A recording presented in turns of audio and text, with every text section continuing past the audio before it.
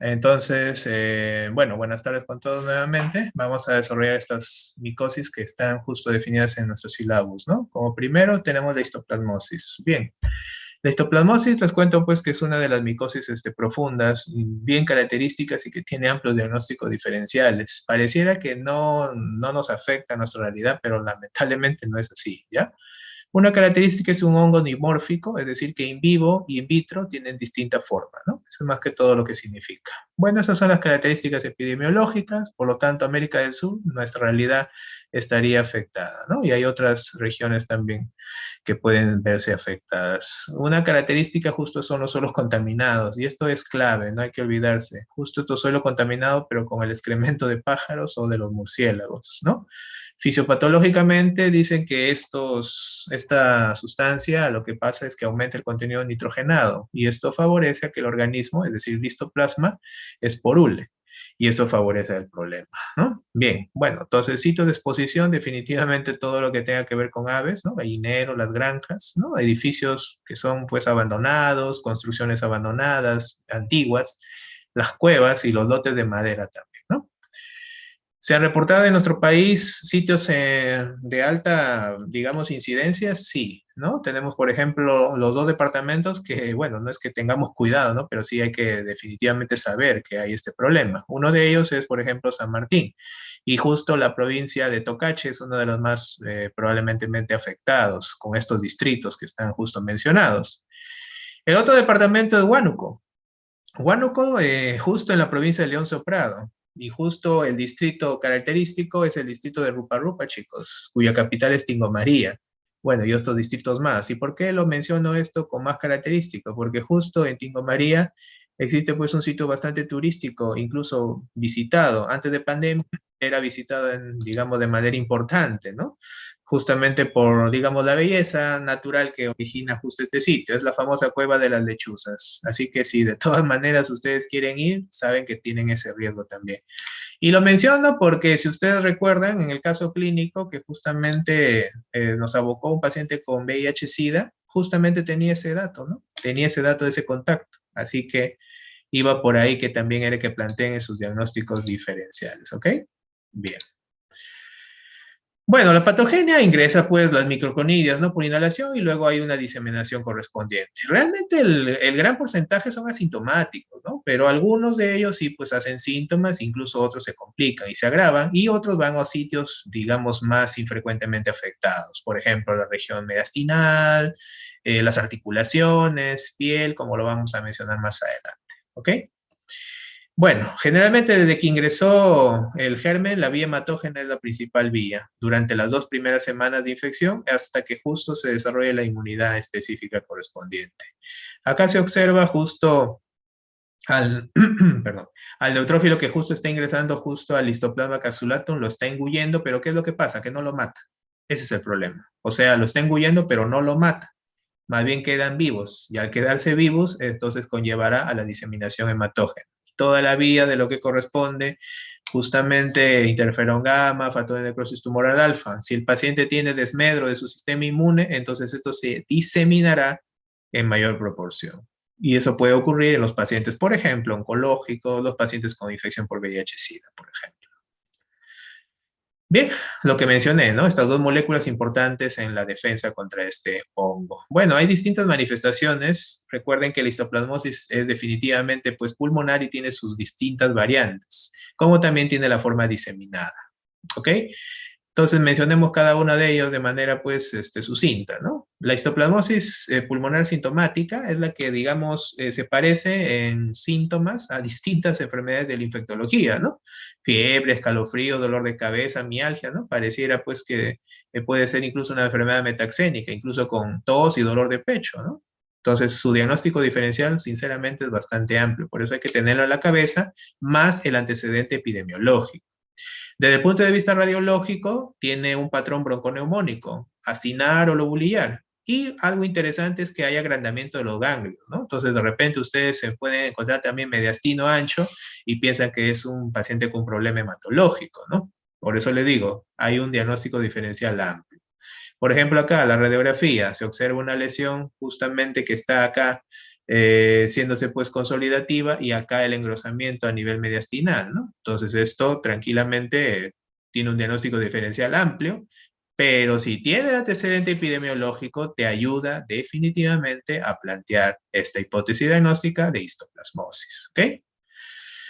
Bien, con respecto a estos ganglios, bueno, definitivamente son infiltrados. ¿En cuánto tiempo pueden desaparecer? Eso también es lo importante. Una neumonía, digamos, lobar clásica, radiológicamente puede desaparecer en 4 a 6 semanas, pero acá la diferencia de la histoplasmosis es que pueden desaparecer en 2 a 4 meses, entonces es una diferencia importante.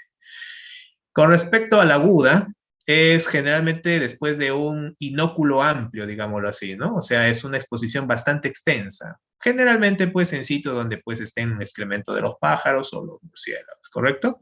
Y puede originar esta enfermedad grave, inclusive, pulmonar. Los infiltrados son retículos nodulares difusos, y lo malo es de que puede llevarte a una insuficiencia respiratoria rápidamente, así que tener bastante cuidado. Desde el punto de vista radiológico, si ustedes se dan cuenta, hay unos infiltrados acá, bilaterales, intersticiales, retículos nodulares, y lamentablemente el diagnóstico diferencial también es amplio, ¿no? Porque también no se podía descartar con esta placa que no sea una tuberculosis miliar, por ejemplo, o que sea un paciente con alguna inmunodepresión y puede ser neumocistosis. ¿Ok? Entonces, eso es lo malo, ¿no? Que el diagnóstico diferencial es amplio. Vale y darle importancia a la parte epidemiológica. Con respecto a la crónica, generalmente los más afectados son los que consumen tabaco, ¿no? O que ya tienen una enfermedad pulmonar crónica previa, ¿no? Igual su sintomatología respiratoria, síntomas generales, fiebre, sudoraciones incluso. Pero el detalle que radiológicamente ahí sí se forman cavitaciones, es la diferencia. Las agudas no da cavitaciones en histoplasmosis pulmonar, pero las crónicas, chicos, sí. Inclusive, si tú ves esta placa, tranquilamente puedes decir, oye, esto es un fibrotórax, parece que ha tenido TB este paciente, ¿no? Radiológicamente hablando, tomando en cuenta la enfermedad que es endémica en nuestro país, que es tuberculosis. Claro que sí, por eso les digo, histoplasmosis, no olvidarse, preguntar el antecedente epidemiológico. Es importante eso, ¿no? Es cierto, somos endémicos de TB, pero también no todo es TB. Peor si hay sobreinfección, es decir, que tenga TB más histoplasmosis, se complica ahí la cosa, ¿ok? Entonces, que quede eso pendiente. Bueno, esto favorece también, como es crónico, avance en el tiempo, y lamentablemente los pacientes tienden a la formación de fístulas broncopleurales, ¿ok?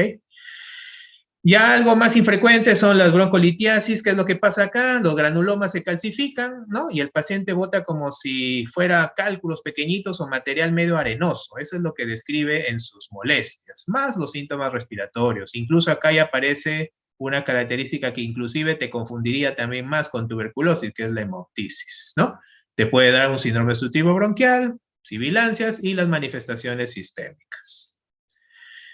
La mediastinitis granulomatosa felizmente es rara, pero igual lo que sucede es de que como se agrandan justamente las estructuras mediastinales, los ganglios, lamentablemente esto va a causar obstrucción de vasos pulmonares, provocando fenómenos de disminución de flujo o embólicos. Puede también afectar o obstruir el esófago y por lo tanto dar manifestaciones clínicas esofágicas como odinofagia, disfagia o incluso dolor torácico a nivel retroesternal. Además, esta mediastinitis granulomatosa, felizmente dije, es rara, pero también puede tener hemoptisis, ¿ya? Así que tengan cuidado. Puede también ser una variante de histoplasmosis pulmonar. Radiológicamente se puede observar, sí, se puede observar las afectaciones del mediastino ancho en placa de tórax. Y en tomografía, como que digamos, es mucho más claro, ¿ok? La mediastinitis fibrosante, digamos que eso es más frecuente en jóvenes, ¿ya? El 80% está en ese grupo etario, pero el menos del 10% se da en pacientes de más edad, de 45 años en adelante. No significa que el paciente tiene una mediastinitis granulomatosa y le va a dar fibrosante. No, no es así, ¿ya? Por si acaso. ¿Qué es lo más frecuente? Igualito los síntomas se parecen, ¿no? Dificultad respiratoria, tos, hemoptisis, ¿no? O sea, incluso esto da la apariencia de ser una tuberculosis, ¿se dan cuenta? Así que hay que tener cautela, preguntar el nexo epidemiológico y el riesgo, ¿ok? La pericarditis también se da, felizmente bajo porcentaje también, menos del 10%. realmente no es de que se infiltre el histoplasma, sino es una reacción inmunológica. ¿Ok? Y clínicamente podría haber todo lo de pericarditis, ¿no? Recuerden que el síntoma principal de pericarditis es fiebre y dolor también torácico. Se asociará entonces también un roce pericárdico, ¿ok? ¿El compromiso hemodinámico puede darse? Sí. Por lo tanto, es posible que este paciente necesitará una pericardiocentesis. Por ejemplo, este caso era un paciente que tenía unos infiltrados intersticiales primero, pasaron las 7 a 10 días y empezó a tener derrame pleural y miren justamente la cara gran cardiomegalia. Era una pericarditis, en este caso con el diagnóstico ya de histoplasmosis pulmonar. Necesitó pericardiocentesis este paciente. Con respecto a las manifestaciones reumatológicas, sí, puede haber procesos inflamatorios articulares, pero felizmente es bajo el porcentaje y el género femenino sería los más afectados. ¿Qué características da? Da como una poliartritis o simétrica, ¿no? Incluso da la impresión de que fuera pues una enfermedad reumatológica, ¿no? Pero recuerden, tendría que haber justamente el antecedente también, ¿no? Y el riesgo de haber tenido esta exposición, ¿no? A posible histoplasmosis. Las articulaciones grandes son las más afectadas, también, bueno, un poco también las pequeñas, y se puede asociar a eritema nodoso, ¿no? Eritema nodoso realmente pues en las lesiones dérmicas que generalmente son en regiones pretibiales y que se pueden asociar a diferentes también enfermedades reumatológicas, ¿no? O inclusive enfermedades también digestivas, ¿no? Entonces, el diagnóstico diferencial no es sencillo. ¿No? Habría que pensarlo de acuerdo a la exposición que ha tenido. Por eso hay que preguntar grado de ocupación del paciente, hay que preguntar los viajes previos, hay que preguntar la exposición a este tipo de sustancias que ya justo hemos comentado para tener la sospecha. Bueno, y otra enfermedad que felizmente no es muy frecuente en nuestra realidad es la asociación con sarcoidosis. Lo malo es de que la histoplasmosis tiene varias características parecidas a sarcoidosis. Los infiltrados pulmonares, el problema mediastinal, el eritema nodoso, incluso la analítica. Entonces, hay que tener cuidado. Para eso se tendría que hacer pues estudios ya biópsicos para definir, ¿no? Bueno, y la histoplasmosis diseminada, generalmente lo más frecuente, dense cuenta que es fiebre, fatiga, pérdida de peso. Si ustedes son estrictos, se dan cuenta que, oye, fiebre, fatiga, pérdida de peso, cuidado con la TBC. Así que tengan cuidado, ¿ok? En la exploración física, ahí sí vendría algunas diferencias, como por ejemplo, yo voy a encontrar visceromegalias. Eso es clave en histoplasmosis diseminada. Encontraré también adenopatías, o sea, un síndrome adenomegálico. ¿Podría haber lesiones cutáneas? Claro que sí, también. Y no solo cutáneas, sino también mucosas. Y podría haber afectación del sistema nervioso central. Eso es lo que puede suceder en histoplasmosis diseminada. En la analítica, bueno, definitivamente es un patrón de pancitopenia, ¿ya? Eso es lo que da la histoplasmosis diseminada. Te puede elevar las transaminasas, te puede elevar la fosfatasa alcalina y la bilirrubina. A la vez, te eleva ferritina como marcador inflamatorio junto con lactato deshidrogenasa. Radiológicamente, los mismos infiltrados bilaterales reticulonodulares, incluso si hay compromiso neurológico, podrían hacerle una punción lumbar al paciente y lo que van a encontrar es una pleocitosis linfocítica, o sea, predominio de linfocitos, una hiperproteinorraquia y una hipoglucorraquia. Si ustedes recuerdan lo que sucede en meningitis tuberculosa, se van a dar cuenta que es lo mismo, ¿correcto? Por eso la histoplasmosis y la tuberculosis, cuidado con eso.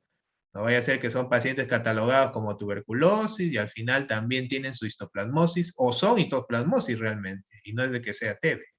¿Ok? Así que tengan también esa cautela. Tienen que confirmar acá los diagnósticos. Ok, bueno, puede haber también lesiones a nivel, en una endoscopía, a nivel de tracto digestivo, que justo son los granulomas. Podría haber lesiones a nivel de resonancia magnética o tomografía, ¿sí? O agrandamiento de las vísceras, como hígado, vaso y glándulas suprarrenales. Por ejemplo, acá hay una placa de una resonancia, miren los infiltrados, ¿no? Incluso con realce, con el contraste. Esto conllevaría a pensar en múltiples patologías realmente, pero si tienes el nexo epidemiológico, te ayudaría bastante a pensar en una histoplasmosis diseminada. Mucho peor si su sistema inmune no es óptimo. Bien, y también necesitamos mencionar la histoplasmosis en pacientes con esta enfermedad, VIH-Sida. ¿Por qué? porque el cuadro clínico puede ser bastante florido, como si fuera una TB o por el mismo VIH, ¿no? Fiebre, sudoración nocturna, fatiga, pérdida de peso, molestias digestivas y la disnea. En el examen físico encontrará lo mismo que hemos dicho en diseminada, que va a haber linfadenopatías y visceromegalias. Eso es importante. Más las lesiones cutáneo-mucosas. Las lesiones, bueno, cutáneas y mucosas, por ejemplo, acá son lesiones papulares difusas, ¿no? Que generalmente no es de que tengan pues un excesivo picor, pero sí podrían picar, prurito, hepatoesplenomegalia y linfadenopatías. En los análisis laboratorio, lo mismo que dije hace rato. Por lo tanto, como conclusión, el caso que les tocó justamente de estos pacientes con VIH era un buen planteamiento hipotético de una histoplasmosis diseminada, ¿ya? Entonces, eso que quede como aprendizaje, haciendo una retroalimentación del caso que tuvieron, por si acaso. ¿Sí? Ok, continuamos entonces. Bueno, ¿los pacientes con histoplasmosis diseminada se evolucionan bien o evolucionan mal? Bueno, sinceramente, los pacientes con VIH evolucionan recontra mal, ¿eh? Se van a la disfunción multiorgánica y todo. Peor, el pronóstico se ensombrece si hay falla renal, ¿ok? Incluso a pesar de dar la terapia adecuada, miren la mortalidad, 50% de los pacientes. Entonces es bien delicada esta infección, ¿ok? Bueno, entonces, ¿cómo sospechamos realmente? Bueno, sospechamos si tiene un problema respiratorio, si hay adenomegalias, si hay linfadenopatía mediastínica, o sea, radiológicamente hablando, si hay nódulos pulmonares, si hay cavitaciones, afectación mediastinal, si hay disfagia, ¿no? Se dan cuenta que el diagnóstico diferencial es amplio, pero todo esto necesita el lexo epidemiológico, pues, ¿ok? Bueno, y en el diagnóstico, bueno, la histopatología te puede ayudar porque acá se ven justo los granulomas, ¿no? Donde justamente se ve estos infiltrados, ¿no? De células mononucleares. Este es interesante porque la patología también se puede ver, por ejemplo, con la tinción plata, se puede ver este patrón que es el llamado Badinger's forms. Esto más que todo se ven como justamente los histoplasmas que se estuvieran dividiendo, ¿no? ¿Sí? ¿Se dan cuenta? Que están de a dos acá, de a dúo, ¿ok? Ese es el patrón. Bueno, el cultivo, definitivamente los cultivos debería hacerse pues del esputo, ¿no? En este caso por ser histoplasmosis pulmonar o si no un lavado broncoalveolar, pero lamentablemente solo más sirven las crónicas, ¿no? Las agudas, digamos que es menos sensible, ¿ok? Entonces, si es así, ¿qué hacemos, no? Para los agudos, ¿qué podríamos hacer? Esta sería una alternativa, detectar el antígeno para histoplasmosis, ¿ya? Pero no solamente en una secreción. Aparte del lavado bronquialveolar, podría ser en sangre o en orina. El problema son los costos, ¿ok? Y justamente ayuda para atender a un paciente críticamente enfermo, porque el paciente va a estar hemodinámicamente mal, va a estar críticamente enfermo, pero no sabemos qué tiene. Entonces, si tú tienes la sospecha, le darás terapia empírica, pero igual tienes que demostrarlo, pues, ¿no? Te podría ayudar, repito, la prueba de antígeno. Incluso hay estudios, por ejemplo, este de acá del 2010, que te dice que la detección de antígeno en este grupo, este estudio pequeño de 31 pacientes, hubo una detección de 94% con antígeno positivo. Así que sería una buena alternativa. ¿Ok? Inclusive acá está la comparación con la serología, ¿no? Porque podemos pedir también serología para histoplasmosis. Pero el problema de que estos tres tipos de serología, ¿no? Porque estos son los tres tipos de serología para histoplasmosis, lamentablemente el tiempo es muy largo, ¿no? Por ejemplo, la inmunodifusión, que es más específica, y la fijación del complemento, que es más sensible, miren cuánto tiempo demora realmente, pues, ¿no? Terrible, ¿no? Miren su pico de detección. Miren acá en tiempo, ¿se dan cuenta? Es problemático. Igual la inmunodifusión, la banda H tal vez sería pues la mejor, pero miren su pico, ¿no? Está después de los 2 meses, imagínense, terrible. No se puede hacer eso. En cambio, los antígenos, sí, pues, ¿no? Son tiempos más cortos, ¿ok? Los tiempos más cortos, inclusive un poco antes de las 4 semanas. Entonces, una alternativa sería antígenos. Por lo tanto, surgió el inmunoensayo enzimático, pero lamentablemente por sí solo no es mejor que los otros dos. Pero sí se demostró en un estudio que justo está acá publicado en el 2016 que dice que uniendo el inmunoensayo enzimático más la prueba de antígenos, eso es más sensible que los otros dos. Entonces, por lo tanto, de estas 3 serologías, yo le debería hacer inmunoensayo enzimático, ¿correcto? Más prueba de antígeno. Y así le gano a estos dos, que ya se dan cuenta en la curva que, digamos, su pico de detección pues es bastante prolongado. ¿Ok? Seguimos. Bien, vamos al tratamiento ya, ¿no? Bueno, la infección pulmonar aguda tenemos dos divisiones, ¿no? La severa o moderadamente severa. Generalmente cuando es severo o moderadamente severa es cuando hay falla de un órgano a más, ¿no? Por lo tanto, ¿cuál es la alternativa? Bueno, sinceramente lo ideal sería darle anfotericina B liposomal, pero bueno, ahí está la dosis que se da, pero no la tenemos tan disponible. Lamentablemente, la que más disponible tenemos es la anfotericina B de oxicolato, que es incluso la que tiene problema pues de nefrotoxicidad, ¿ok? Pero si no hay nada más que darle, tendrás que darle eso, pues no queda otro. Tiempo que le das, generalmente 1 o 2 semanas. La ampolla, les cuento, viene de 50 miligramos, ¿correcto? Y más o menos con esta dosis equivale casi pues a darle 50 miligramos diarios. Terminado ese tiempo, 1 o 2 semanas, le damos itraconazol. ¿Cuánto de dosis? Generalmente dosis alta, ¿ya? 200 miligramos siempre le damos en histoplasmosis, no se olviden, siempre le damos esta dosis alta. Le damos itraconazol, 200 miligramos, 3 veces al día por 3 días. Así es la dosis alta en las primeras 72 horas, ¿correcto? Les cuento que el itraconazol, la tableta viene de 100 miligramos. Por lo tanto, será 2 tabletas cada 8 horas por 3 días, ¿ok? Así sería. Pasados esos 3 días, luego se va a quedar con 200 miligramos 2 veces al día por 12 semanas. Imagínense, ¿no? Es un tiempo bastante prolongado. Y como es enfermedad severa, le tengo que agregar corticoides, ¿ok? Más o menos a esta dosis, que bueno, para un peso ideal equivaldría más o menos hasta 60 miligramos o 70 miligramos. Les cuento que la ampolla de metilprednisolona hay dos presentaciones, ¿no? La que digamos es un poquito más cara, ¿ya? Metilprednisolona. Les cuento que viene justo de 67,5 miligramos. Pero repito, sería la más cara, pero esa es la que conviene. La común y silvestre o la que tienen los hospitales, ¿ya? Viene de 500 miligramos, ¿ya? Entonces, por lo tanto, tendrían que diluir, porque viene en polvito, en una jeringa de 20 y hacer el cálculo por regla de 3. Bueno, realmente eso se encarga nuestra licenciada en enfermería, ¿ya? Pero repito, así sería, ¿no? Entonces, si consiguen la de 67,5, ya le ponen una ampollita y más sencillo. El problema es el costo, pues. ¿Ok? Bien, entonces enfermedad severa, no se olviden, el anfotericina, luego itraconazol, el tiempo que está ahí, más el corticoide. Generalmente hasta 2 semanas nomás de corticoide.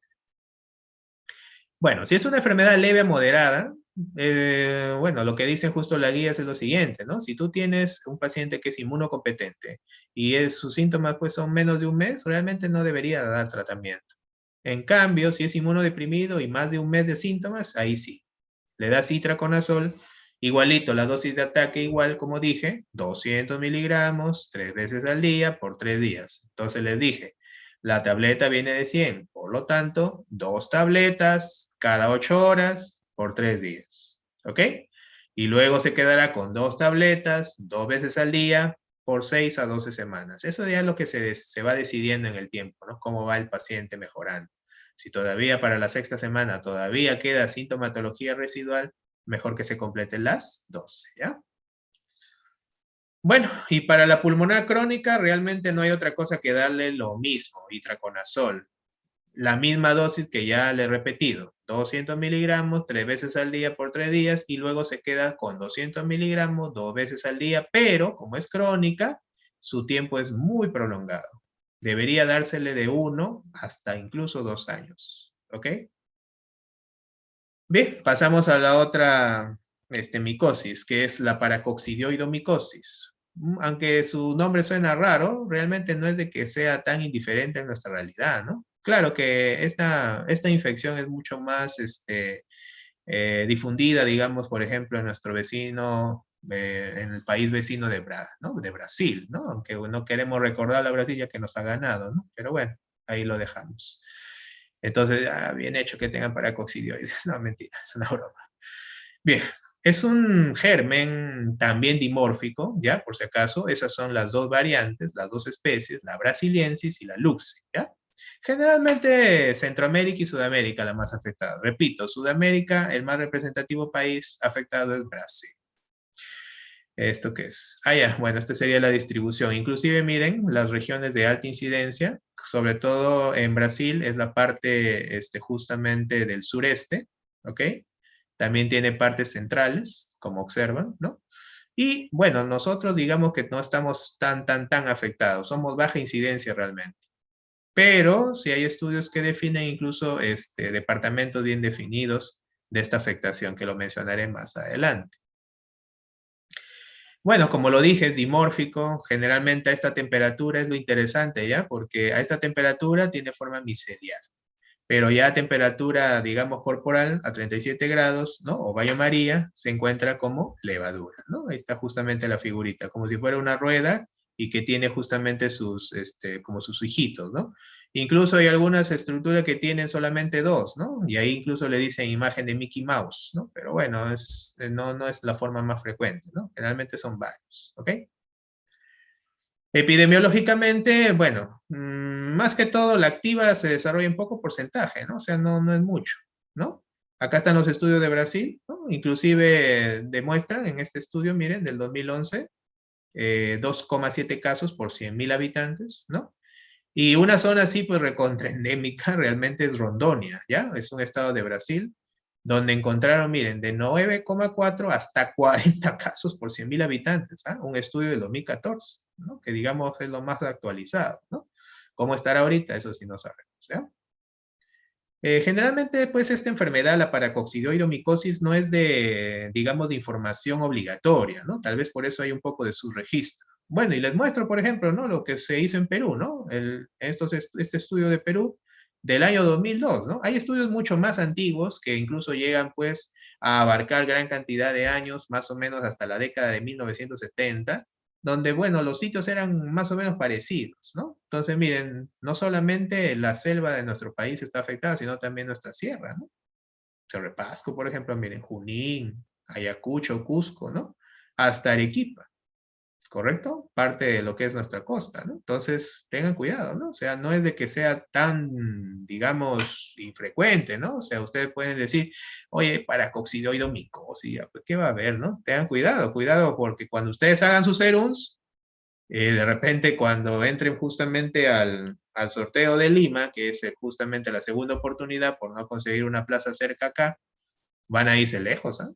Entonces tienen que conocer las enfermedades del sitio alejado donde van a ir, ¿correcto? Bueno, generalmente la exposición es ocupacional, sí. El paciente generalmente tiene su tendencia al trabajo en la agricultura, ¿no? Puede ser también cultivo de algodón, cultivo del tabaco o del café, ¿no? Eso es lo que está demostrado en los estudios.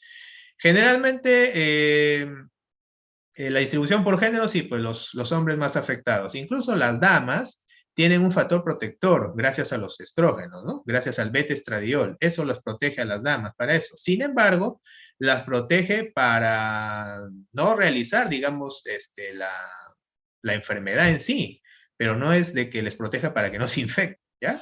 ¿Ok? Que se entienda eso. O sea, la dama se puede infectar, pero el detalle es que por el beta-estradiol puede ser que no desarrolle la enfermedad.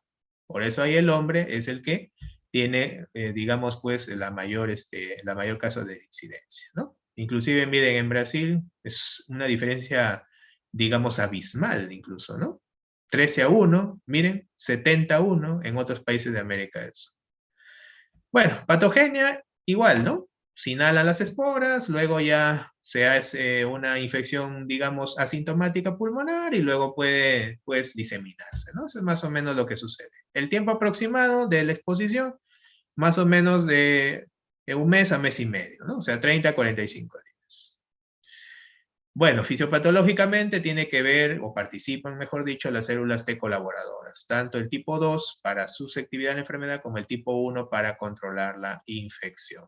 Bien, entonces hay una variante, que es la variante aguda y subaguda. Esta es la que justo aparece aproximadamente mes y medio después de que se expuso el paciente. Y esta es la variante, digamos, más infrecuente, ¿ya? Menos del 10% de los casos. Y se le conoce también como la juvenil. ¿Por qué? Porque afecta pues a los jovencitos, ¿no? Niños, adolescentes o incluso los menores de 30 años. Entonces no se olviden, la paracoccidoidomicosis aguda o subaguda es la más infrecuente, pero es la que se llama juvenil, porque afecta a esos grupos etarios. ¿Qué características clínicas tiene? Bueno, las visceromegalias, las linfadenopatías, si se dan cuenta que esto, uy, cuidado, puede ser que sea la histoplasmosis diseminada, ¿no? ¿Se acuerdan? ¿Ok? Una disfunción de médula ósea también, fiebre y adelgazamiento. Entonces, hay que tener también esa cautela. Siempre para coccidioidomicosis podría también ser un diagnóstico diferencial de histoplasmosis, como lo acabamos de ver. Bueno, menos comunes, compromisos en ojo, perdón, en ojo, que digo, a nivel óseo, perdón, a nivel cutáneo. ¿Ok? Bien, a nivel de ganglios podría generalmente ser cervicales, axilares, inguinales, podría parecerse una enfermedad hematológica, y el detalle es que podría haber drenaje por ahí, se forma un drenaje fistular. A nivel abdominal, podría haber también, digamos, pues crecimiento de estos ganglios, incluso confundirse con otra enfermedad hematológica, tal vez un linfoma no Hodgkin, ¿no? Tengan cuidado con eso. Y se asocia pues a ictericia porque obstruye las vías biliares u obstruye la luz intestinal, ¿no? Y provoca también dolor. Las alteraciones analíticas de la aguda a subaguda, que es la más infrecuente, repito, miren las afectaciones a nivel hematológico, ¿no? Van a estar anémicos, eosinofílicos, miren, es una diferencia importante. Puede haber hipoalbuminemia también e hipergamaglobulinemia. Más infrecuente es afectación hepática. Miren, el amplio diagnóstico diferencial, histoplasmosis también, diseminada, la TBC, la gran simuladora, que es la sífilis, linfoma, ¿no? ¿Se dan cuenta? Incluso hasta VIH. Entonces, su diagnóstico diferencial es amplio y por lo tanto no debe dejarse pasar por alto. ¿Ok? Es cierto que hay enfermedades tal vez más frecuentes, endémicas, TBC, por ejemplo, ¿no? Incluso hasta nuestra enfermedad por VIH. Pero si tiene el antecedente epidemiológico, cuidado con esta enfermedad. Bien, y la crónica es la más frecuente, pues, ¿no? 90% de los casos. Dijimos la aguda o subaguda, 10% de los casos. 90% la crónica. Y esta es la que, bueno, en el tiempo aparece, ¿no? Desde que hubo la exposición, meses o años. Por eso es de que hay que preguntar, pues. Hay que preguntar. Justamente si se ha dedicado a la agricultura, si ha habido, pues, la exposición correspondiente por el riesgo de algunas ocupaciones, el cultivo del algodón, el cultivo del café, el cultivo de tabaco, etcétera, ¿no? ¿Correcto? Eso es más o menos lo que debería preguntarse. Y, bueno, más a hombres sí, ¿ya? 30, 60 años, ¿no? Recuerden que la aguda y subaguda era la juvenil, pues, ¿no? Menos de 30 años y los niños, ¿se acuerdan? Entonces, este es más en adultos maduros, ¿no? ¿Qué manifestaciones clínicas da? Ahí sí afecta al pulmón, ¿no? La aguda y subaguda no es que dé tanta afectación pulmonar, pero la crónica sí. Y esta te va a dar patología o sintomatología parecida a un paciente con tuberculosis, por ejemplo, ¿no? Tos seca, disnea, puede haber hemoptisis, aunque es menos frecuente, pero te puede dar fibrosis, ¿no? A nivel de mucosas, ¿qué va a afectarse? Bueno, toda la vía orofaringea, lengua, encías, paladar, y después de boca se puede afectar la laringe. Entonces, más frecuentemente afectada la boca. ¿Qué mucosa? Pregunta de examen. ¿Es la más afectada en paracoccidoidomicosis crónica? La boca, ¿ya? En mucosas, ¿qué tipo de lesiones puede haber? Bueno, son ulcerosas, si se dan cuenta, bordes irregulares inclusive. ¿Ok? Miren, pareciera que esto más de usted podría plantear tal vez un carcinoma más que otra cosa, ¿no? Y puntos hemorrágicos, ¿no? Pero no se olvide de esta, ¿no? De paracoccidioidomicosis, ¿ok?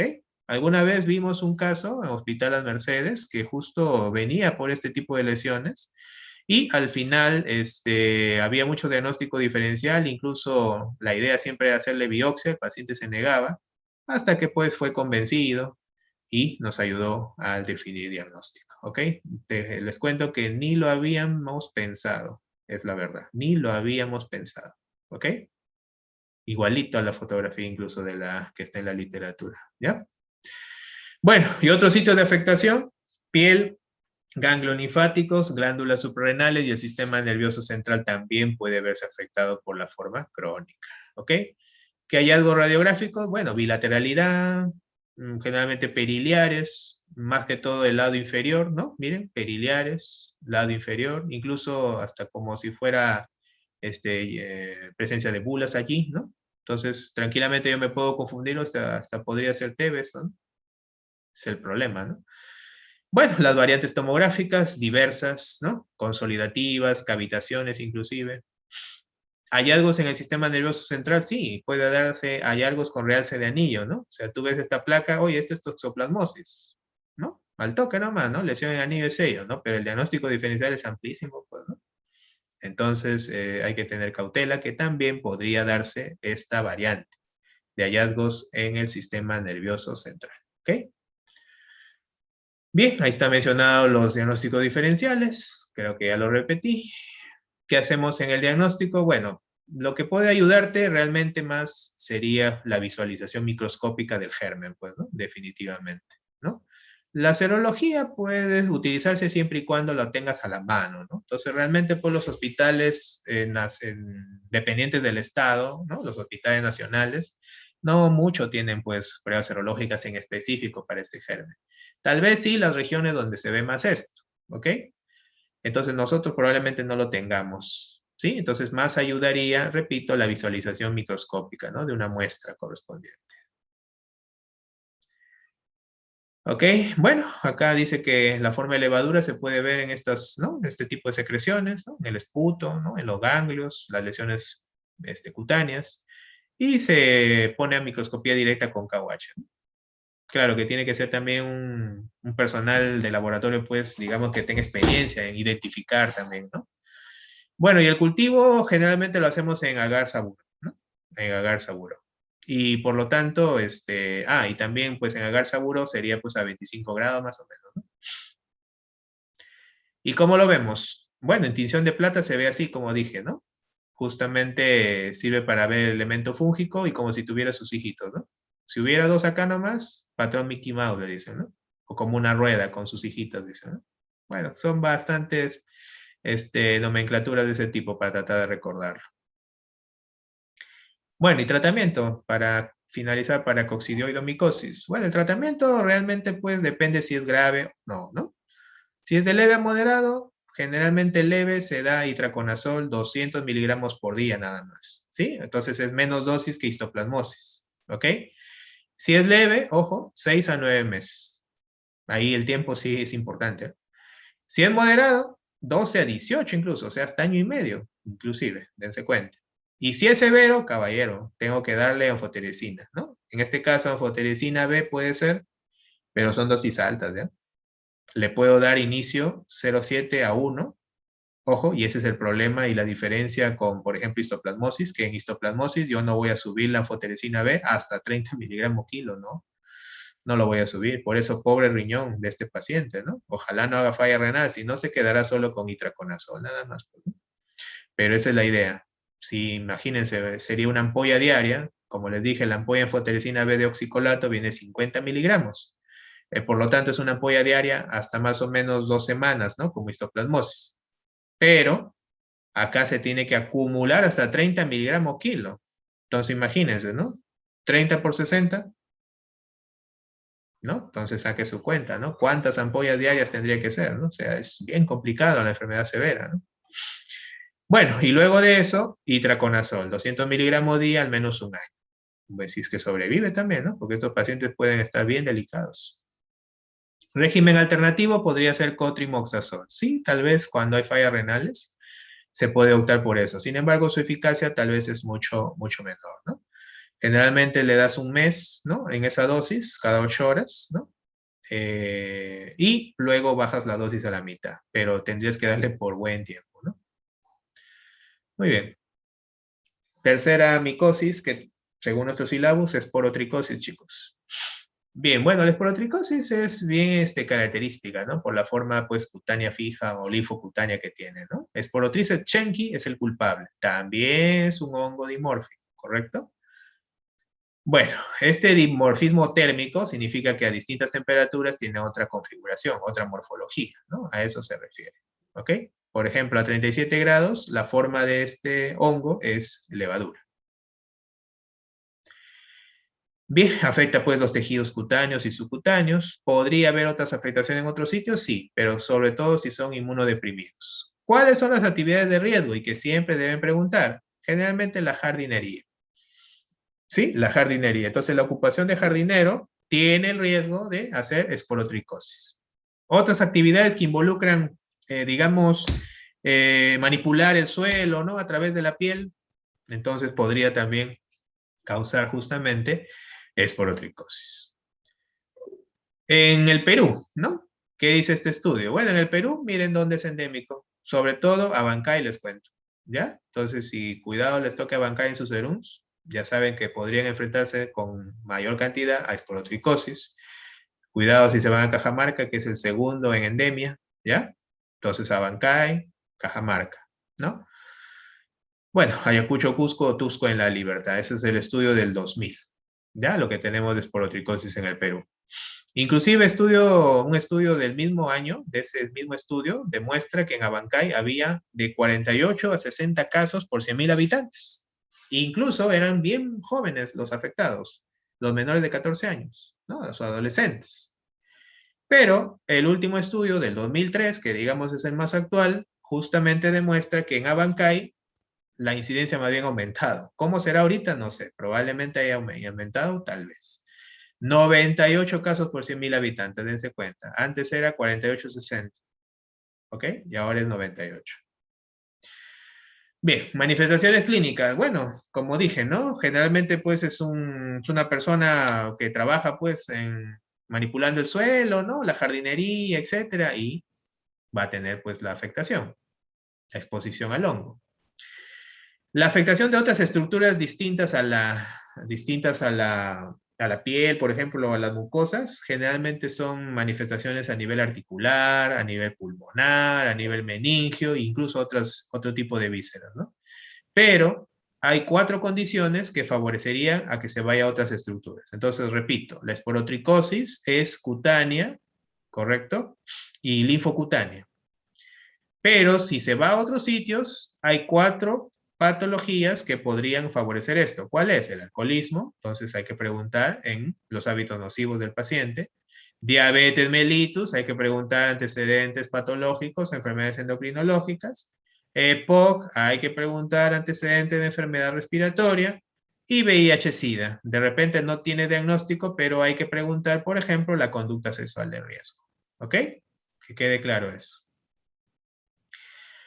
Bien, bueno, como dije, ¿no? La forma más común, la cutánea, la linfocutánea, ¿correcto? Bueno, aparece justo una especie de pápula, ¿no? Esa es la lesión elemental inicial en el sitio de inoculación. Luego esta pápula, generalmente su tendencia es ulcerarse. Aparte de que se ulcera, se formará un nódulo, ¿no? Y ese nódulo alrededor habrá eritema, ¿correcto? ¿Podría haber drenaje? Sí. ¿Es abundante? No. ¿Tiene mal olor? Tampoco. ¿No? Entonces, esas son características importantes para diferenciar, por ejemplo, de otras infecciones, ¿correcto? No se olviden de eso. Y el otro es el famoso territorio, pues, linfangítico, ¿no? O sea, prácticamente a lo largo de los canales linfáticos hace justamente las lesiones. Eso se conoce como la linfangitis nodular o la diseminación esporotricoide, ¿correcto? Acá tiene la figura, ¿no? Inicio de la inoculación y recorre todo, ¿no? El recorrido linfangítico, ¿correcto? Esporotricosis linfocutánea, ¿no? Se dan cuenta que acá ya son unas lesiones nodulares, ¿no? Ulcerativas, ¿correcto? Podría drenar algo, no hay mal olor en esa secreción, que generalmente es escasa. La esporotricosis en otro sitio, por ejemplo, la pulmonar. ¿Cuáles son los factores de riesgo para hacer eso? Que el paciente tenga enfermedad pulmonar subyacente, EPOC, por ejemplo, o el alcoholismo. ¿Qué características tiene? Y ahí viene lo interesante. Miren las características clínicas de esporotricosis pulmonar. ¿Les hace acordar algo? Miren, fiebre, sudoración nocturna, pérdida de peso, fatiga, disnea, tos. Ah, cuidado. Parece TB, ¿no? ¿Se dan cuenta? Tengan cuidado. Inclusive, esputo purulento y astemoptisis. ¿Ah? Astemoptisis. Entonces, no solamente debemos pensar en un paciente, oye, es TB. ¿Y si es histoplasmosis? ¿Y si es esporotricosis pulmonar incluso? ¿Correcto? Entonces, no se olvide. Incluso si es paracoccidioidomicosis crónica.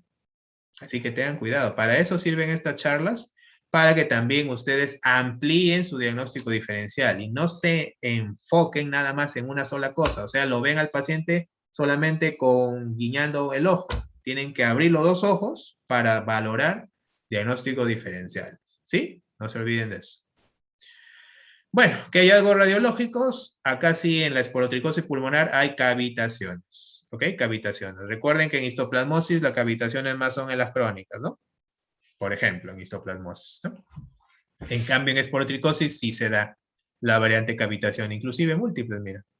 Y hay inclusive infiltrados intersticiales, ¿no? O sea, en otras palabras, patrón de fibrosis. ¿Ok? La afectación articular u osteoarticular, ¿hay factores de riesgo? La respuesta es sí. ¿Cuál? Es el alcohol. Y generalmente, pues, son pacientes de mediana edad, ¿no? Adultos maduros, se puede decir. ¿Qué articulaciones son más frecuentemente afectadas? La rodilla, ¿ok? La rodilla es la más frecuente. Y luego el codo, muñeca o tobillos. ¿La infección articular es más común que la osteomielitis? Bueno, realmente esto es verdadero. Pero si hay osteomielitis, siempre va a haber afectación articular. Por lo tanto, ¿cómo se verá la articulación afectada en esporotricosis? Es osteoarticular. Será una articulación que tendrá signos de artritis, o sea, signos inflamatorios, ¿correcto? Eso es lo principal. Y si hay compromiso óseo, podría haber cambios radiológicos de osteomielitis, pero siempre va a haber artritis. ¿Ok? Entonces no se olviden de eso. Nunca va a haber osteomielitis aislada. No, no, no. Si hay osteomielitis nada más y no hay artritis, no pensaríamos en esporotricosis osteoarticular. Otras posibilidades serían. Bien, también hay esporotricosis meningia, ¿sí? ¿Ok? Inclusive así como la paracoccidomicosis se puede ir al cerebro, así como también la histoplasmosis, ¿no? Tengan cuidado, ¿no? La esporotricosis meningia es felizmente es poco común, pero acá hay un factor. ¿Cuál es el factor? El sistema inmune. Por lo tanto, los pacientes con enfermedades hematológicas como los linfomas corren ese riesgo de hacer esporotricosis meningia si ingresa el hongo a su organismo. Igual los pacientes con VIH-Sida. Por lo tanto, entonces a los pacientes que tienen VIH-Sida no se les recomendaría pues ocuparse de jardineros, ¿no? No se les recomendaría tampoco que manipulen el suelo, ¿no? Que se dediquen a ese tipo de actividades, ¿no? Sería una recomendación porque tienen bastante riesgo, ¿ok? ¿Qué patrón da? Bueno, la esporotricosis meningia te da una meningitis crónica, ¿no? Una meningitis crónica, es decir, el paciente va a estar semanas o hasta meses con fiebre, cefalea, ¿ok? Esa es la característica. Si tú le haces una punción lumbar, tampoco no te ayuda, porque es prácticamente igual a la tuberculosis o inclusive a la criptococosis, es decir, pleocitosis a predominio linfocitario, va a haber hiperproteinorraquia y va a haber hipoglucorraquia. Entonces, conclusión, este estudio de un citológico en líquido cefalorraquídeo no es suficiente, no me ayuda, ¿no? Necesitaría más estudios para definir. Bueno, y la diseminada felizmente es muy infrecuente, pero lamentablemente sí podría darse en los pacientes VIH-Sida. La esporotricosis, les cuento, diseminada en pacientes con VIH-Sida se puede dar cuando su recuento es menor de 200 células, ¿ya? Por microlitro. En cambio, en histoplasmosis, la diseminada se da cuando es menos de 150, ¿ya? Sería una diferencia que tendrían que acoplar. Regístrenlo, por favor. Repito, menos de 150 histoplasmosis, menos de 200 esporotricosis para la variante diseminada. Ok, ¿y qué hago para el diagnóstico por esporotricosis? Bueno, el gol estándar acá sí, el cultivo. ¿Ok? Entonces, de estas 4 micosis que voy a hablar, el gol estándar realmente acá sería pues el cultivo, definitivamente, ¿no? Y además el cuadro clínico es mucho más característico para la variante cutánea y linfocutánea, ¿no? Por todo el trayecto linfático. Pero el problema es cuando afecta a otras estructuras. Ahí sí es un problema. Por lo tanto, si hay ese problema, entonces, ¿qué debo hacer? Tomar muestras, pues, ¿no? Tomar muestras y colocarlos en agar saburó. ¿Y por qué hago eso? Porque justamente a 25 grados en agar saburó, justamente te da esta estructura como si fuera pues una mancha blanca, ¿no? De tipo cerebroide, le dicen la literatura, ¿no? De lo que es microbiología, por ejemplo, ¿no? Y le haces un examen en fresco y también ves al germen, ¿no? Ves a la esporotritis Schenck, ¿no? Que tiene distintas variantes, ¿no? Distintas variantes que le hablan, por ejemplo, durazno en maduración, ¿no? Y varias variantes que hay, ¿no? Ya eso serían los expertos en microbiología. Y luego, si tú dejas esta muestra de agar saburó de este aspecto, se dan cuenta que es medio amarillento, ¿no? ¿Ven? Medio amarillento y el aspecto cerebroide. Si ustedes lo dejan justamente en los días, se va a volver marrón oscuro, ¿Ok? Esa es la característica. Y se vuelve más blanco, más como si estuviera más espeso. ¿Ok? Esa es una diferencia importante del crecimiento en sporotrices. Que cheque. Bueno, diagnóstico. Reacción en cadena de la polimerasa realmente no serviría mucho, ¿ya? No serviría mucho. Inclusive, y me olvidé de comentarlo, en histoplasmosis pulmonar, por ejemplo, la reacción en cadena de polimerasa tampoco nos serviría mucho. Su sensibilidad solamente llega al 70 y pico por ciento, o sea, hasta 74%, si no me equivoco en el estudio. Entonces, no es de que sea pues alto, ¿no? Por lo tanto, reacción en cadena de polimerasa no serviría mucho para histoplasmosis, ni tampoco para esporotricosis como lo están evidenciando. ¿Ok? No se olviden de eso. Serología, bueno, realmente no la tenemos tan disponible realmente, ¿no? Por eso les decía, el cultivo es el gol estándar, ¿no? La serología no está muy disponible, sin embargo, en este estudio publicado en el 2015, ¿no? De Brasil, definen que haciendo justo ese estudio de inmunoensayo enzimático encontraron esta sensibilidad y especificidad, pero todavía no está patentado esto, ¿no? Más práctico sería el cultivo. Bien, tratamiento. ¿Cómo tratas la esporotricosis? Bueno, si es cutánea o linfocutánea, tienes que darle itraconazol. Si se dan cuenta, este fármaco es el que se va a repetir en buena cantidad de estas tres micosis primeras que estoy mencionando. Acá la dosis es 200 miligramos, o sea, 2 tabletas por día, 2 a 4 semanas. ¿Ok? Acá se diferencia la dosis y el tiempo más que todo, de acuerdo a la afectación. Si es una esporotricosis osteoarticular, será pues 200 miligramos por día, pero por un año. ¿Ok? Si es pulmonar, tengo que hacer la diferencia. ¿Es severa o es leve a moderada? Severo cuando hay disfunción multiorgánica. Entonces ahí no hay otra cosa que darle endovenoso. Una alternativa, anfoteresina B liposomal sería lo mejor. Pero el alternativo podría ser anfoteresina B también, ¿no? De oxicolato.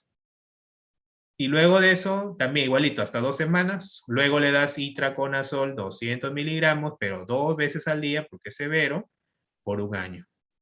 Imagínense, un año. Claro, más el soporte respiratorio que debe haber y todo eso, ¿no?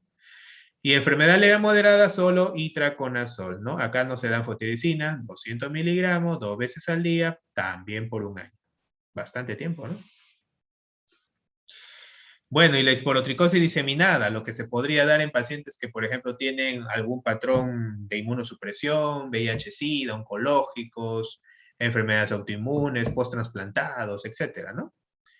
Anfotericina B liposomal es la alternativa, pero ahí acá es mucho más tiempo. Miren cuánto tiempo, 4 a 6 semanas, imagínense, qué brutal esto, ¿no? Imagínense si no hay liposomal, de oxicolato darle igualito a 0,7 a 1, ¿no? Miligramo kilo por 4 a 6 semanas, realmente pues pobre riñón, ¿no? No creo que tolere a estos pacientes, ¿no? Por eso es que si pasara eso en este tipo de enfermedad, en un paciente que necesita anfotericina B, realmente solo se queda con itraconazol, realmente, chicos, ¿no? Porque sí, es bastante posible la afectación renal con anfotericina B de oxicolato, ¿ya? No olvidarse eso. Y más con los problemas que causa con el potasio y todo eso, es complicado. Bueno, si logras darle la anfotericina B liposomal, sigue itraconazol, ¿no? 200 miligramos, igualito, 2 veces al día por 12 meses. Se dan cuenta que eso de ahí se repite en el resto, ¿no? Muy bien. Bueno, y para finalizar, candidiasis. Bueno, hay un montón de especies de cándida, chicos, alrededor de 200 especies, de las cuales los que pueden infectar al humano son más o menos 30 especies. Y estas son, digamos, las más comunes, ¿no? Y digo las más comunes porque no todo candidiasis no es igual a Candida albicans, ¿eh?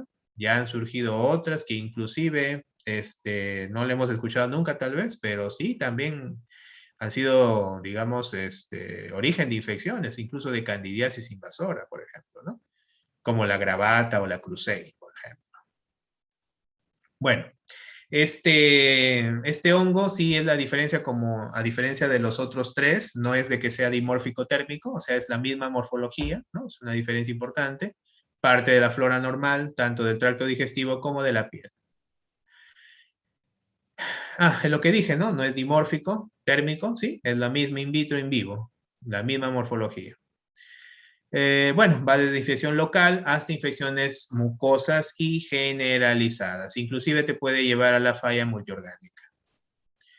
El cuadro clínico, bueno, se divide, ¿no? Realmente, superficial, la granulomatosa y la sistémica, ¿no? Y tiene todas sus afectaciones, ¿no? Justamente estas afectaciones nos ayuda a valorar las amplias posibilidades o tipos de candidiasis que podría haber, ¿correcto? Entonces detallemos alguna de ellas, ¿no? Por ejemplo, si tenemos una onicomicosis, generalmente una diferencia con los otros gérmenes que te dan onicomicosis es que siempre va a haber un poco de inflamación a nivel justamente del lecho unguial cercano pues o próximo a la lúnula o al lecho unguial proximal, ¿sí? Eso es lo importante, signos inflamatorios. Va a haber descamación, onicorexis, inclusive estas se descaman estas uñas, ¿no? Onicomicosis por cándida. El intertrigo, bueno, que realmente hay discusión, ¿no? Dicen que el intertrigo realmente es una reacción, pues, de inflamatoria más que todo, ¿no? Y que se sobreinfecta, y por eso hay candidiasis, ¿no? Intertriginosa, ¿no? Por ejemplo, acá, en este caso es una dama, a nivel inflamamario se observan, pues, las lesiones, ¿no? Con bordes justamente bien definidos, eritematosos, signos de inflamación, inclusive hay brillantez en la piel, ¿no? Los pacientes refieren ardor, dolor en esta zona y definitivamente picor. ¿Correcto? La candidiasis orofaringia, bueno, sí, la candidiasis orofaringia se caracteriza justamente con algunos factores de riesgo, por ejemplo, lo usual es que se den los neonatos, ¿no? Inclusive los pequeñitos nacen y todo, se van a su casa de alta y les sale como una especie de natita en su lengua, ¿no? Esa es candidiasis orofaringia, que es generalmente natural a veces que pase eso en los pequeñitos, ¿no? Y bueno, al final el padre asustado lo lleva pues al pediatra, ¿no? El pediatra te indica la tistatina, ¿no? Generalmente es lo que se hace, ¿ok?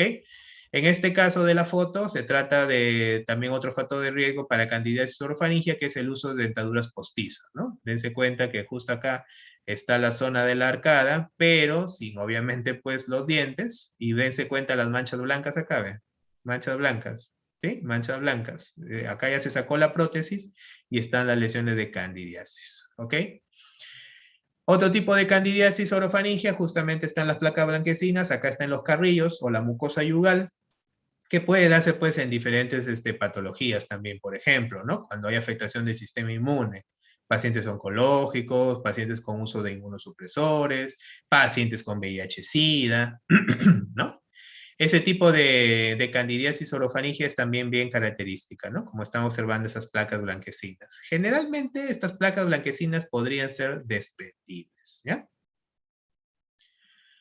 Otro tipo de candidiasis es justamente la esofágica, y eso se podría dar en dos patologías bastante frecuentes. Una de ellas es, en la infectología, es la infección por VIH-Sida, donde se observan, miren las placas blanquecinas, esto es el esófago, ¿no? De una endoscopía, y observen cómo se ve las placas blanquecinas correspondientes, ¿no? Como si fuera como leche cortada y mezclada, como una nata, dicen, ¿no? Algunas literaturas. La característica será de que estos pacientes se quejan de odinofagia, es decir, van a tener dolor al tragar, podrían también tener disfagia, inclusive refieren un dolor retroesternal, ¿no? Más o menos, eso es lo que indican ellos, ¿no? Entonces hay que pensar. ¿Y cuál es la otra patología? Es la patología que veremos, por ejemplo, en endocrinología, que es la unidad que sigue, diabetes mellitus. También puede darse candidiasis esofágica por diabetes mellitus. Acá tenemos un ejemplo de afectación en la genitalidad, ¿no? Por ejemplo, este es un varón donde justamente tiene su órgano genital afectado con lo que nosotros conocemos como balanitis candidiásica. Observen el glande, miren las placas blanquecinas, observen la zona del cuerpo del pene, ¿sí? Miren las lesiones blanquecinas. Los pacientes se quejan de dolor, ardor, este dolor se exacerba con el roce, con la ropa interior, y obviamente también picazón. Observen que incluso hay signos de laceración acá, ¿no? Por el rascado probablemente. Así como hay afectación de la genitalidad masculina, también hay la genitalidad femenina. Observen, miren, esta zona, esta es una dama. Observen el eritema que hay a nivel de la vulva, ¿sí? Inclusive algo de edema vulvar, ¿ok? Afectación de los labios mayores, incluso los labios menores. Y acá se ve ya en una especuloscopía, se observa el eritema en lo que es la pared vaginal, miren, ¿sí? Las paredes. Ahora, esta zona de acá, miren, este es el cuello uterino, ¿ok? Y observen esto blanco, miren, blanco amarillento, ¿sí? Inclusive el espéculo también se ha manchado con esa secreción. Esa es la famosa leucorrea, ¿correcto? La famosa leucorrea. O también secreción en leche cortada, que le dicen pues en las literaturas, ¿ok? Esto profundizarán un poco cuando ya lleven ustedes ginecología. Obviamente los síntomas acá será dolor, será ardor, molestias al orinar, tendrá los descensos, la famosa leucorrea, los pacientes van a tener prurito vulvar también y van a tener también dispareunia, ¿ok? Dispareunia. Seguimos. Bueno, y esta es otra variante que generalmente se da en niños, que es la candidiasis mucocutánea crónica. Podría verse también, cuando llevemos pues endocrinología, va a haber síndromes poliglandulares autoinmunes, por ejemplo el tipo 1, que se asocia a diabetes mellitus, candidiasis, ¿no? Y trastornos de paratiroides, hipoparatiroidismo, puede verse en eso. O puede darse pues también, no necesariamente en esa patología, pero generalmente en niños pequeños. Observe cómo se ven las lesiones engrosadas, hiperqueratósicas, pruriginosas, con signos de rascado inclusive, ¿no? Esta paciente lo tenía en cuero cabelludo y también lo tenía en cara, párpados, ¿no? Otras formas clínicas por invasión, ¿no? Parte de lo que es la candidiasis invasora, sí, podría ser justamente la hepatoesplénica, ¿no? La hepatoesplénica, generalmente estos pacientes son aquellos pacientes que tienen enfermedades hematológicas que conllevan a estar neutropénicos. Al estar neutropénicos, entonces lo que van a tener es dolor en hipocondrio derecho, dolor epigastrio, dolor también hipocondrio izquierdo, por si acaso, ¿ok? Analíticamente tendrán elevación de transaminasas, se elevará la fosfatasa alcalina y todo ello, ¿no? Y se podría pensar, caramba, se puede tratar de un neutropénico que sería una candidiasis hepatoesplénica. La candidiasis oftálmica, generalmente estos pacientes se quejan, bueno, tienen endoftalmitis candidiásica, así se llamaría, podrían ver visión en destellos de luz, generalmente, se puede disminuir la agudeza visual, puede haber también dolor ocular.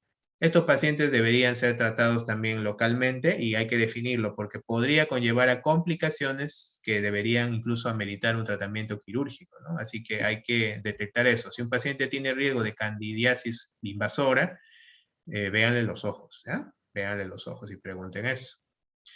Bueno, las endocarditis candidásicas no son muy frecuentes, al igual que las del sistema nervioso central, pero igual te da un cuadro clínico parecido, ¿no? A lo que, digamos, pues es una endocarditis también, ¿no? Se da un síndrome febril prolongado, te puede dar soplo cardíaco, ¿no? Te da manifestaciones cardiovasculares, podría haber trastornos de ritmo, y generalmente acá yo necesito la ayuda de los cultivos, ¿no? La ayuda de los cultivos, donde por eso cuando ustedes pidan cultivos, no solamente van a pedir cultivos para gérmenes comunes, que son las bacterias, sino para hongos.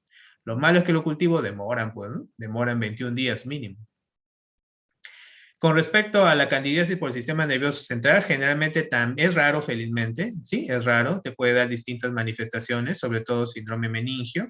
Bueno, no hay tanta diferencia tampoco con la raquicentesis, se puede parecer inclusive también a la TB, puede haber hiperproteinorraquia, hipoglucorraquia, o sea, es un problema ahí. Más lo que nos orienta justamente es el cultivo que se le pida a ese líquido cefalorraquídeo, que debe ser, repito, cultivo para gérmenes comunes, bacterias y para hongos, ¿sí? No hay otra manera, pensando en una candidiasis invasora. Con respecto a osteoarticular, generalmente la columna vertebral, la zona de discos intervertebrales son las mayormente afectadas y a nivel también de rodilla, ¿no? Y te da pues característica de artralgia, característica de artritis, ¿no? Generalmente limitación funcional asociada también. Y con respecto también a la urinaria, la candidiasis urinaria, generalmente la candidiasis urinaria te puede dar, no es que dé fiebre, ¿ya? Por si acaso, no es de que el paciente esté tóxico, generalmente lo que pasa es más dolor lumbar o dolor en flancos, ¿no? O molestias urinarias. Pero generalmente ahí incluso es discutible, ¿no? Porque es parte de la flora normal del cándida, discutible cuando tratar una candidiuria. Generalmente lo que se hace es que aquel paciente que tenga factor de riesgo, es decir, inmunosupresión, por ejemplo, que tenga una malformación anatómica de la vía geniturinaria o que tenga un tratamiento pues inmunosupresor, ahí hay ciertos criterios para dar tratamiento ante una candidiuria, ¿ya? Bien, y estos son los factores de riesgo para una enfermedad invasora fúngica. Y justamente eso es lo que sirve. Por ejemplo, los pacientes que han recibido antibióticos de amplio espectro, los que les han dado piperacilina tazobactam, los que les han dado carbapenems, los que les han dado metralletas de antibióticos. ¿Ya? Esos van a tener riesgo de infección fúngica invasora. Pacientes con catéter venoso central, claro que sí. Peor si tienen prolongado la estancia de este catéter, más de 2 semanas, se corre ese riesgo. Los pacientes que tienen uso de nutrición parenteral, frecuentemente se lo estamos viendo, por ejemplo, los pacientes COVID-19. Los pacientes que están en UCI o en UCIN, Unidad de Cuidados Intensivos. Tengan cuidado con los pacientes que se dializan, también tienen riesgo de infección fúngica. Los pacientes posoperados, peor si posoperatorio van a UCI. Los pacientes que han tenido problemas de perforaciones del tracto gastrointestinal, claro, porque ahí está justamente la flora, pues, ¿no? Por ejemplo, los pacientes con perforación de víscera hueca, los pacientes que tienen obstrucción intestinal y que hay necrosis intestinal, etcétera. Peritonitis, ¿ok? Los pacientes con politransfusión de hemoderivados, ¿no? Por ejemplo, los pacientes hematológicos corren ese riesgo también. Ni qué decir la estancia prolongada, pues, ¿no? Pacientes que se quedan más de 2 o 3 semanas en el hospital corren también ese riesgo. Los neutropénicos y los que usan inmunosupresores, ¿no? Bueno, y enfermedades propias de la celularidad, ¿no? De problemas de la médula ósea. Entonces, ¿se dan cuenta? Toda esa lista debe estar en la cabecita, chicos, ¿ya? Porque todas estas condiciones son factores de riesgo para infección fúngica invasora, ¿ok? Una candidiasis invasora. Bueno, y el diagnóstico generalmente no es tan difícil, ¿no? Es con un examen directo, con estas, con tinción KUH, con Yensa o con Gram, suficiente, ¿no? Cultivas y a partir del tercer o quinto día ya está creciendo. Claro que algunos demoran 2 hasta 3 semanas, eso puede también suceder, ¿ya? Por si acaso. Los laboratorios generalmente se aseguran diciendo, por ejemplo, los privados, si pides cultivos para cándida, generalmente te dicen, no, a los 21 días todavía la respuesta. Pero repito, al tercer o quinto día podría ya estar algo creciendo, te puede orientar, pero generalmente algunos demoran pues hasta 10 a 14 días para iniciar y otros hasta 21.